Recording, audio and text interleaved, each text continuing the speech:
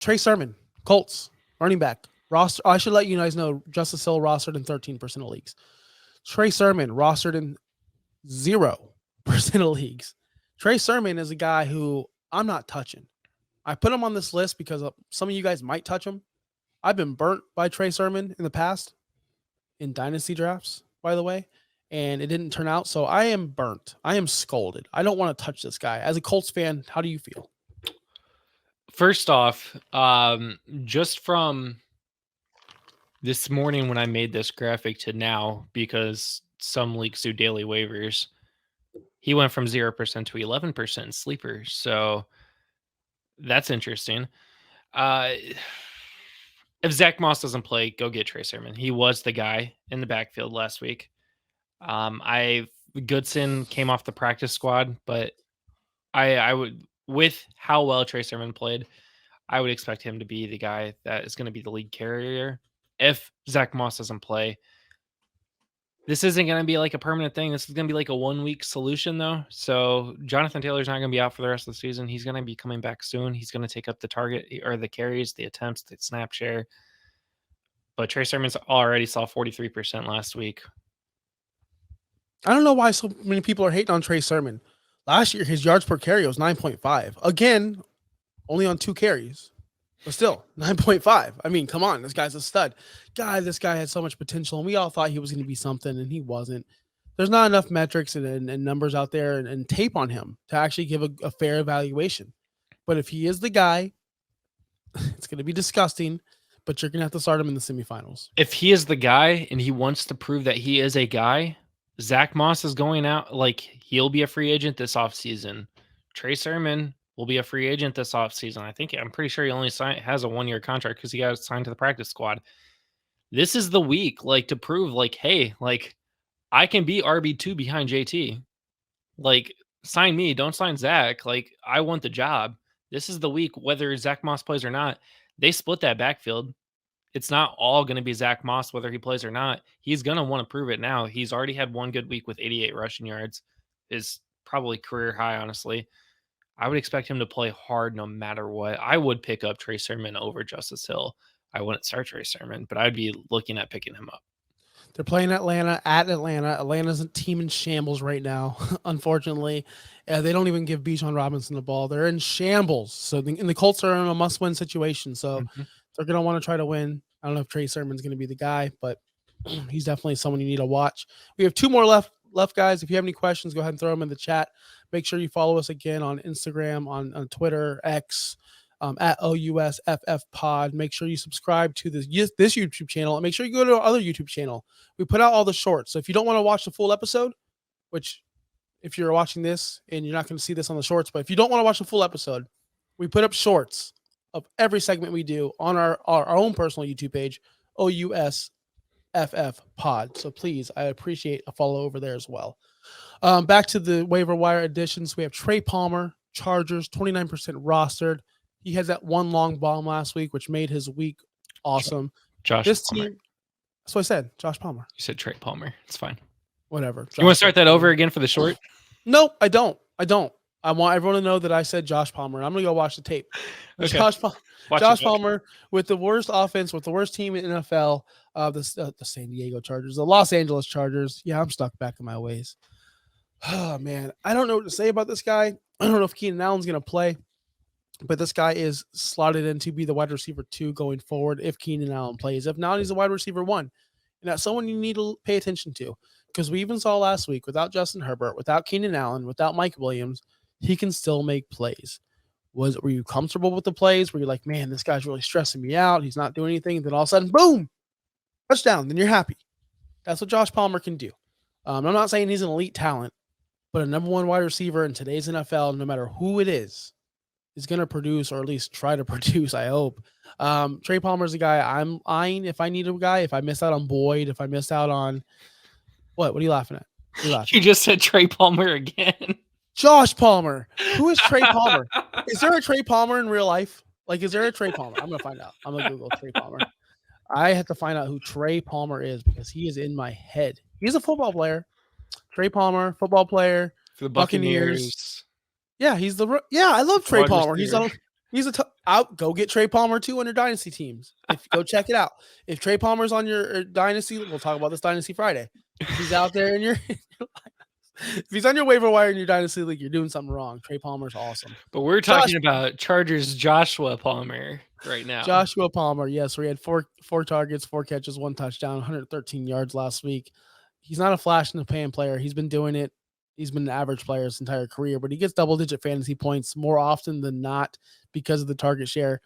We have a different quarterback situation here. He's not a must-add. He's not someone that you should prioritize, but he is someone out there if he's out there. He is rostered in 29% of leagues if you don't see it on this. Boom, right there. I think it is important to note here that 81 of those yards came on one single play off of a busted coverage when they were down 42 points. So temper your expectations. Yeah, of course. If Keenan Palmer doesn't play, then cool. All yards are fair game in fantasy football that matters. So this wasn't like he had 4 catches for 29 yards. He had 3 catches for like 25, 30 yards and 1 for a lot. So I mean, T. Higgins, most of his points came off that one bomb where he. Yeah.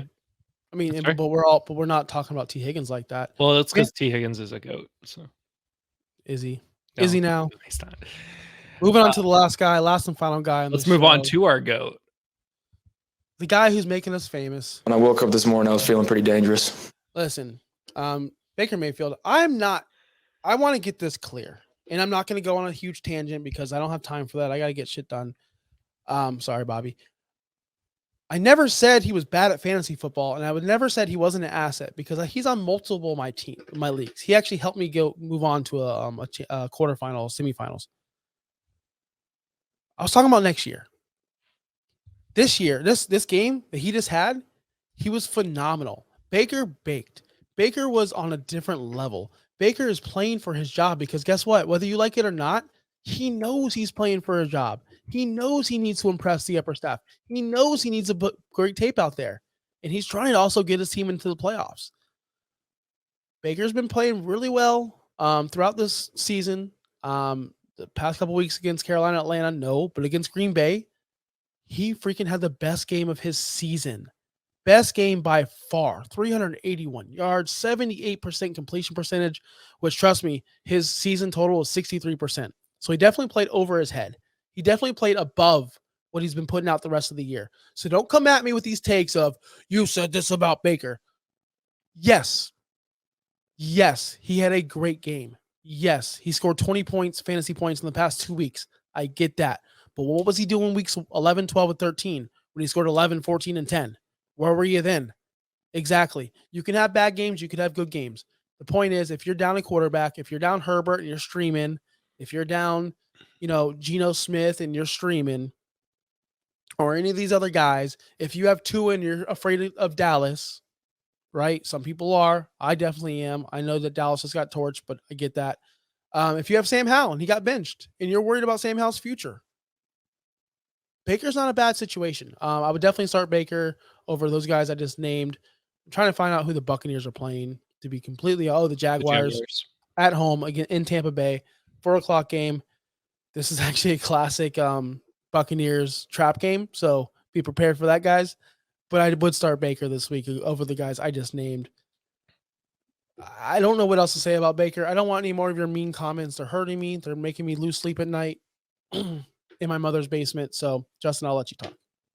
The important thing to note is that this was about dynasty football when we talked about Baker Mayfield. He's doing great right now. Great. Cool. Everybody learns. When we were talking about him being trash, he just played Carolina and got 10 points. He had 29 points last week, which is fantastic. Baker is winning people games. I've got Baker in starting lineups other than the one that I benched him in and then I lost that game, which does suck. But yeah, that's the reality. Sometimes you take chances and you lose on them. I have no doubt Baker will do great the last 3 weeks of the season against Jacksonville, New Orleans, and Carolina. He's got 2 divisional matchups to play. He has to win both of those so that he can actually get to the playoffs with the Buccaneers. Past the season, I don't know about Baker. I don't know if I would even continue to roster him, but yeah, it's going to be important. Go get Baker if he's out there. For some reason, if you're in a one quarterback league, he's probably out there. If you lost to another quarterback, you have Trevor Lawrence, Will Levis, for some reason, Zach Wilson. Go get Baker Mayfield. You might as well. Yeah, Baker, one more time. When I woke up this morning, I was feeling pretty dangerous. We're a Baker podcast, baby. We love Baker. Baker used to be the spokesman for the company I work for. Baker's my dude. I love his commercials. But that being said, not going back on my word, I don't think I think this, and I'll leave it at this. If Baker messes around and beats Jacksonville, then they beat New Orleans and they beat Carolina and they make the playoffs, it's probably the worst thing that can happen to the Buccaneers, because now you're stuck in this mediocre quarterback again. That's fine. Think what you want about Baker. He's a mediocre quarterback at best, 15, 16, 17th range. That's okay. Not everyone's going to be top 10. Not everyone's Mahomes. I get it. But again, for fantasy purposes, he's been putting up numbers. He's hot and he's cold. He's hot and he's cold. He's never in the middle. It's either super high or super low. So you're playing with fire if you're playing with Baker, and that's okay if that's what you want to do in the semifinals. I'm putting him in some matchups. I have to. I lost Herbert. I lost Stroud. He was my last resort. Thanks for listening. Be sure to like and subscribe wherever you watch or listen to podcasts. Follow on X and Instagram at OUSFFPOD. We'll be back next week for more ways to win your league.